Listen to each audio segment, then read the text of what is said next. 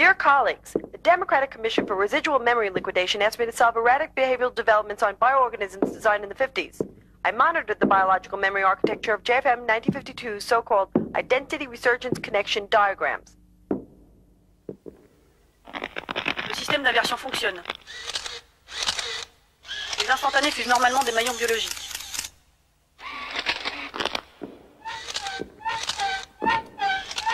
Cependant, les premiers programmateurs ont confondu regard frontal et œil intérieur. De plus, ils distinguaient mal les identités biologiques. Malgré ces imperfections, JFM 1952 a été mis en marche. Dans les années 60, il fallut une intervention des services de sauvegarde pour qu'elle ne dérive pas vers un programme lunaire et lui indiquer une route sûre, mais une route à deux directions. Dès lors, la théorie des catastrophes et la logique du contradictoire étaient au cœur du système. Ainsi, ce type de machine met sur un pied d'égalité ses composants d'origine animale et spirituelle. Il s'ensuit que dans cette mémoire biologique, les procédés d'assemblage ont longtemps été fusionnels, voire religieux.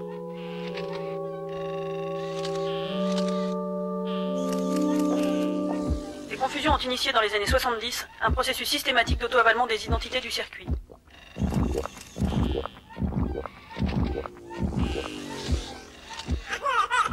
Certains bioinformaticiens ont même tenté de provoquer le rire chez les fœtus de fécondation mémorielle. Ces recherches sont à l'origine de nos problèmes, surtout celles visant à introduire des notions affectives dans les cadres. Fatalement, elles devaient conduire à de brutales disparitions.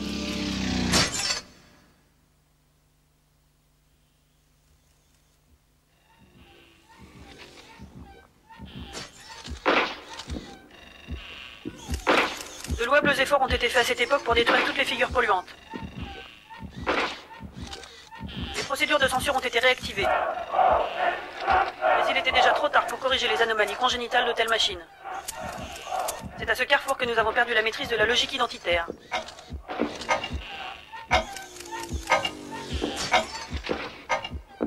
Les couleurs primaires sont apparues dans les cadres.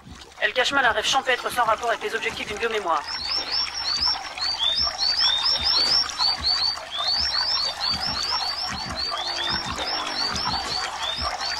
La machine a généré des excroissances labyrinthiques qui provoquent d'inutiles dépenses d'énergie. Et malheureusement, ces biomémoires ont fini par croire qu'elles pouvaient penser.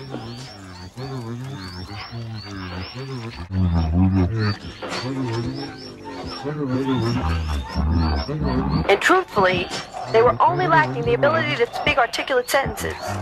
They then implemented some older archaic tools. Using those crude elementary devices, JFM 1952 was then able to proceed for the quest of its lost soul. Its rebirth process was hectic and messy, i.e. the cumbersome object-oriented crest broker progressively lost contact with the inner physical diagram circuits.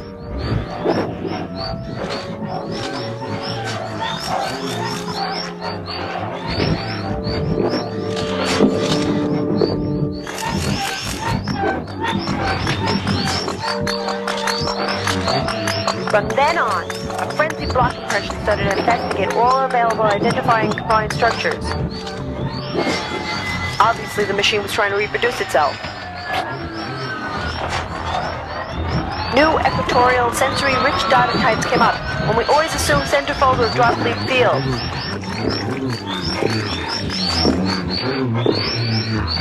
To make matters worse, the machine had released a wide range of couples to further expand its brand of contradictory logics.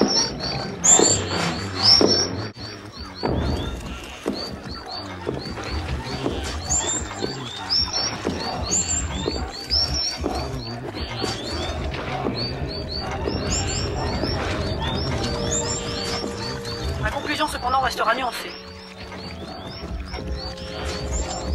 Les constructions biolabyrinthiques sont sujettes à la fossilisation.